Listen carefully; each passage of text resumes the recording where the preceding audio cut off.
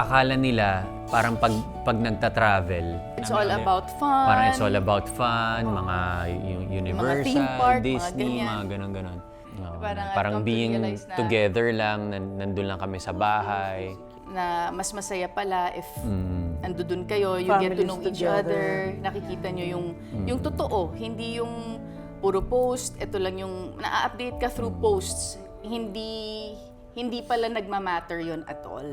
Mas masarap makita na hindi perfect, like yung trip naman namin wasn't really perfect. You know, may conflict, that's normal. Pero, Mahirap, nakakapagod, pagod. ganyan. Pero at the end of the day, pag iisipin mo, it's all worth it pala, Lord. Sabi ko, thank you. Kasi ang daming ni-reveal mo to sa mga anak ko, ni-reveal mo to sa akin. Tapos mas naging close yung bonding ng bawat isa na hindi perfect, pero tatanggapin mo sila ng ganun.